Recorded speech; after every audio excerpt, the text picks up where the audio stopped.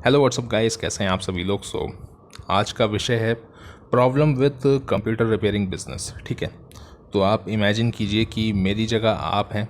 अगर आप computer repair business करते हैं या करने वाले हैं तो एक एक सीन इमेजिन करिए। ठीक है, सीन कुछ हद तक सच्चा है, बस मेरी जगह आप खुद को इमेजिन करिए कि आप रिपेयर करते हैं। तो अभी हुआ ये कि मान लीजिए यहाँ मेरी जगह आप बैठे हैं, कोई आया आपको ये लैपटॉप दे के गया।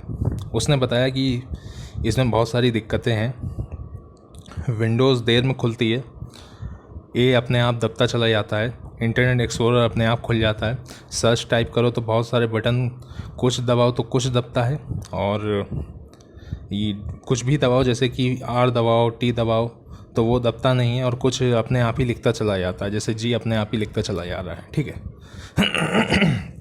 मेरा गला आज थोड़ा सा ख़राब है, तो ये सारी दिक्कतें हैं। आप समझ गए कि कोई बात नहीं, कंप्यूटर में मतलब इस लैपटॉप में जो है कीबोर्ड की दिक्कत है, और कीबोर्ड की दिक्कत की वजह से काफ़ी बार विंडोज़ देर में भी लोड होती है। उसका कारण ये है कि अगर कुछ कीज़ ऐसे अंदर दबी होंगी, जैसे कि मान लीजिए 5-6 की एक साथ दबी हैं, तो विंडोज़ लोड नहीं होगी या देर में लोड होगी, या लैपटॉप में बीप का साउंड आएगा।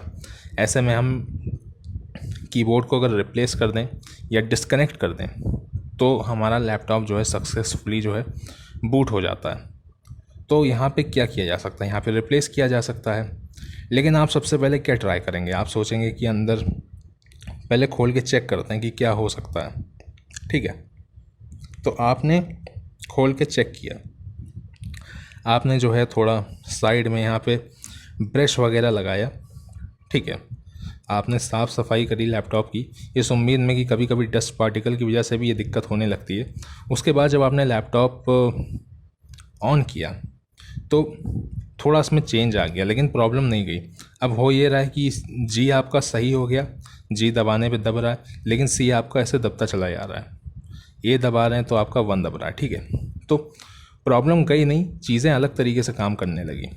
आपने सोचा चलो कोई बात नहीं, फिर से आपने जो है कीबोर्ड को साफ़ किया। अब आपने जब दोबारा कीबोर्ड को साफ़ किया तो यहाँ पे एक प्रॉब्लम आ गई। क्या प्रॉब्लम आई, अब आप एक चीज़ गौर से देखिएगा कि ये जो पावर बटन है ये कीबोर्ड का हिस्सा है। नॉर्मली दूसरे लैपटॉप में पावर बटन इधर या इधर अलग दिया होता है, इसमें कीबोर्ड में ही दिया है। तो अब कीबोर्ड का पावर बटन दबता चला जा रहा है। कीबोर्ड का जो पावर बटन है वो दबता चला जा रहा है, वो कंटिन्यूस दबेगा तो क्या होगा, जैसे ही ऑन होगा पावर कट होगा, और फिर अपने आप ही ऑन होगा, फिर पावर कट होगा, फिर अपने आप ही ऑन होगा, पावर कट होगा। तो ये होने लगा।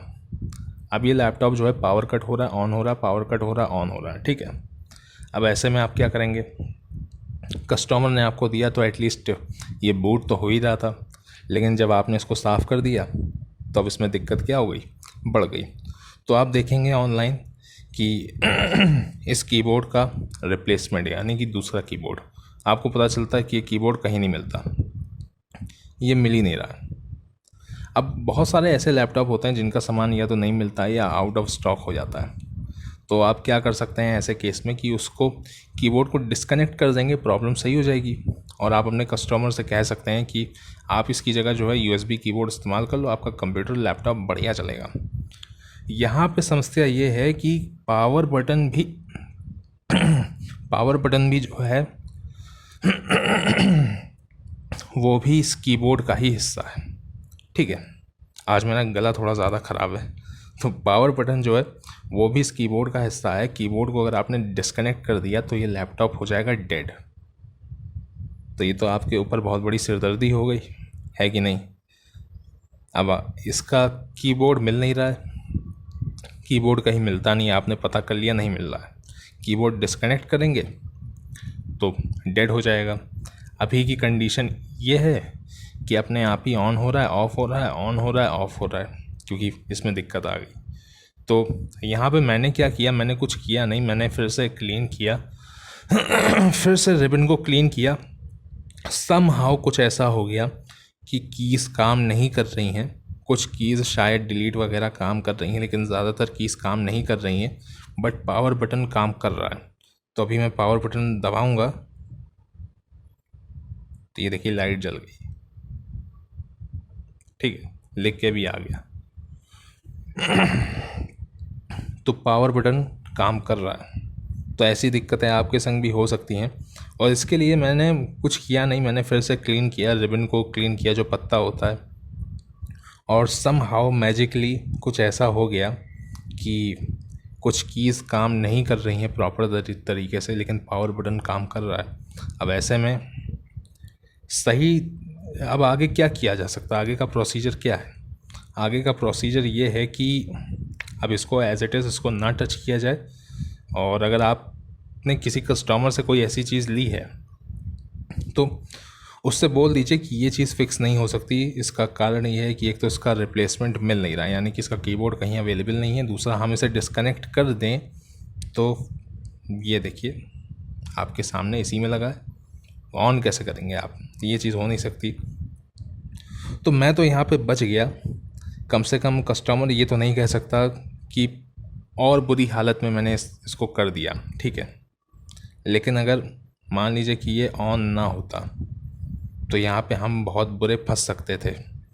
तो काफ़ी बार ऐसे डिवाइसेस आ जाते हैं जो आपको बहुत ज़्यादा सिरदर्दी दे सकते हैं कंप्यूटर रिपेयर बिज़नेस में। वैसे तो कंप्यूटर रिपेयर बिज़नेस हमेशा जो है रिस्क का बिज़नेस होता है, लेकिन अब ये आपके ऊपर डिपेंड करता है कि इस तरह की चीज़ को आप रिजेक्ट करते हैं या एक्सेप्ट करते हैं। लेकिन मेरा मानना ये है कि अगर कोई लैपटॉप टैबलेट जैसा दिखे आपको कि हाँ लो स्पेक्स वाला लैपटॉप है, ज़्यादा कुछ इसमें है नहीं, स्पेशली उसका पावर बटन कीबोर्ड में दिया हो, तो